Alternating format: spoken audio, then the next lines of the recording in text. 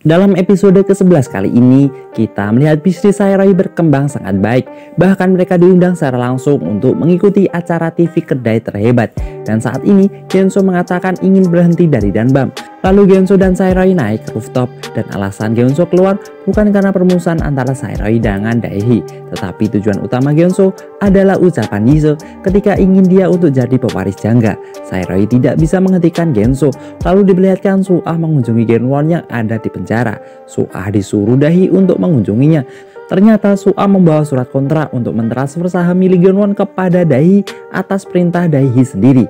Genwon tertawa atas kesedihannya. Lalu di sini Genso bertemu dengan ayahnya. Dia mengutarakan ingin belajar manajemen dari ayahnya dan akan jadi pewaris perusahaan jangga. Lalu diperlihatkan di kedai Danbam, mereka semua bersedih atas berhentinya Genso. Tiba-tiba Hyunji datang dengan tampilan yang berbeda. Dia baru saja selesai operasi dan perawatan. Di sini di perusahaan jangga, Suah disuruh untuk mengurus acara TV kedai terhebat yang dulu dikerjakan oleh Genwon. Lalu Genso datang ke sana. Suah kaget melihatnya dan Genso akan belajar dari Suah. Suah menunjukkan meja kerjanya. Lalu Suah bertanya, kenapa kau berhenti dari Danbam?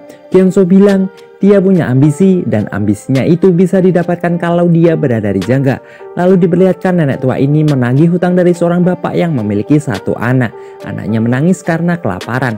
Tetapi yang terlihat, dia bisa membeli alkohol tetapi tidak dengan makanan untuk anaknya. Dan dari depan Tony melihatnya, dia hanya diam saja melihat itu. Tony bilang kepada nenek ini, kau terlihat baik, tapi ternyata kau jahat. Tony menegurnya karena menagih uang dari pria itu. Dan di sini diperlihatkan Tony membantu Hyunji memasak di dapur. Ketika disuruh untuk menambahkan micin, Tony tidak tahu kalau yang ditambahkan itu adalah bubuk kari. Malah makanan itu terasa enak. Dan kedai Danbam membuat masakan yang tak sengaja itu jadi menu mereka. Lalu di acara kedai terhebat, Hyunji mulai berlomba di sana. Dia menggunakan menu yang salah kemarin. Dan ternyata kedai Danbam menang di babak pertama. Dan semua anggota sangat senang. Lalu ada seorang pria datang ke kedai Danbam. Dia adalah pemilik perusahaan properti yang cukup besar. Dia ingin berinvestasi di sini.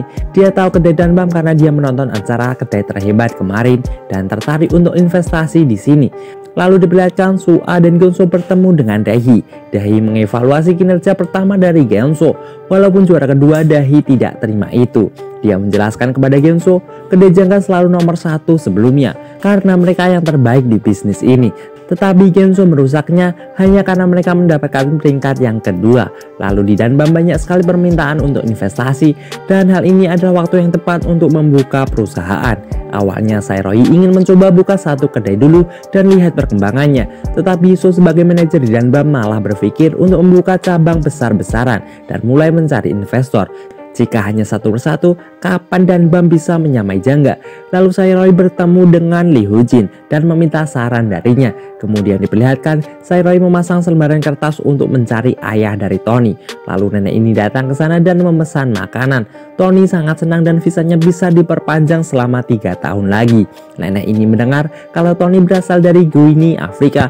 Dan ketika melihat poster tadi, nenek ini tiba-tiba kaget dan langsung pergi membawa selembar poster itu. Di sini ketika Sairoi dan Jisoo berbicara mengenai investasi yang akan masuk, Sairoi menyetujui permintaan Jisoo untuk langsung membuka banyak cabang sekaligus mencari investor lagi. Saat pagi hari, Sairoi dan Jisoo rapat dengan pemilik perusahaan Gem Holding kemarin. Sairoi memberikan harga yang cukup tinggi untuk investor pertama mereka, yaitu 5 miliar. Dan otomatis berita tentang kedai Danbam yang akan buka cabang juga sangat cepat menyebar. Alhasil banyak sekali perusahaan dan orang-orang yang berinvestasi di mereka. Dan jika dijumlahkan semuanya mencapai 10 miliar. Dan Daehi mendengar kabar kalau Sairoi akan membuka banyak cabang sekaligus. Dia seperti kaget. Lalu diperlihatkan Sairoi berlari menuju kantor barunya. Dan seluruh anggota sibuk mempersiapkan semuanya. Lalu diperlihatkan pria dengan satu anak ini bertemu dengan nenek lagi. Dia melihat bungkus hitam yang dibawanya. Ternyata pria ini membeli obat nyamuk dan akan dijadikan obat untuk bunuh diri. Nenek ini marah dan mencoba menyadarkannya. Tetapi pria ini malah tak sengaja mendorongnya hingga terjatuh. Alhasil nenek ini tidak sadarkan diri. Dan tanpa sengaja Sairoi dan anggotanya melihat itu dan langsung membawa nenek itu ke rumah sakit. Ketika nenek ini tersadar, awalnya dia sangat marah pada pria ini. Tetapi Tony menenangkan dan membuat semua orang mengerti kondisinya. Lalu nenek ini memberikan uang kepada pria ini dan mengambil sebungkus obat nyamuk miliknya. Lalu nenek ini memberitahu anaknya telah meninggal dan dia memiliki seorang cucu, dan Tony adalah cucunya. Tony sangat sedih karena tahu kalau ayahnya telah meninggal. Lalu saat semua anggota kedai Danbam menuju lokasi syuting kedai terhebat, Tony sedang menemani neneknya dan mereka sedikit bernostalgia. Lalu pertandingan di kedai terhebat dimulai. Hyun-yi dan para peserta lainnya sibuk memasak. Ketika juri memberikan penilaiannya, kedai Danbamlah yang kembali menang. Lalu saat acara selesai, Gyeongso dan Suah bertemu dengan Sae-roy dan Jisoo. Mereka bertegur sapa. Sae-roy mengundang mereka untuk berpesta. Sambil minum marjan, mereka memainkan permainan memutar botol. Dan jika ditunjuk, mereka harus jujur untuk menjawab pertanyaan. Giliran pertama, Jisoo sudah menjawab pertanyaan dari Gyeongso. Gyeongso bertanya, apakah kau ingat jika Gyeongso jadi pewaris jangga, Jisoo akan menerima dirinya? Jisoo menjawab masih mengingat itu. Lalu permainan dilanjutkan. Kali ini Sae-roy yang harus menjawab. Hyun-yi bertanya, kapan kau pertama kali ciuman? Sae-roy bilang dia belum pernah melakukan itu. Dan Jisoo tersenyum mengingat waktu lalu. Lalu pertanyaan dari Sengkwon, apakah hubunganmu dengan Suah? Sae-roy menjawab, Sae-roy hanya suka kepada Suah. Dan ada pertanyaan yang bikin mereka sangat canggung. Pertanyaan itu dari Gyeongso, apakah kau pernah melihat Jisoo sebagai wanita? Di sini Sae-roy menjawab, Jisoo baginya hanya adik kecil menurutnya dan partner kerja saja. Hasil dari jawaban itu membuat Jisoo sangat bersedih. Lalu Jisoo pergi begitu saja. Semuanya sudah tahu kalau Jisoo menyukai Sae-roy dari awal. Kemudian Sae-roy mencoba mengejar Jisoo. Ketika mereka berhenti, Sae-roy mencoba mengajak Jisoo masuk ke dalam lagi. Tetapi di sini Jisoo memberanikan diri untuk menyatakan perasaannya kalau Jisoo menyukai Sae-roy. Jisoo hanya tidak ingin berbohong kepada Sae-roy. Sae-roy hanya mengelak ketika menjawabnya. Saat Jisoo bertanya lagi, apakah aku punya kesempatan?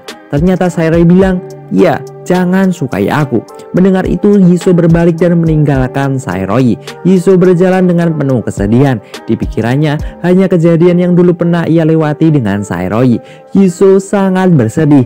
Dan episode ke-11 berakhir. Apa yang terjadi jika cinta dari seorang manajer ditolak? Apakah kedai Danbam akan bubar karena masalah percintaan? Mungkin saja bisa. Gimana kelanjutannya? Jadi tunggu video selanjutnya. Matur suwun.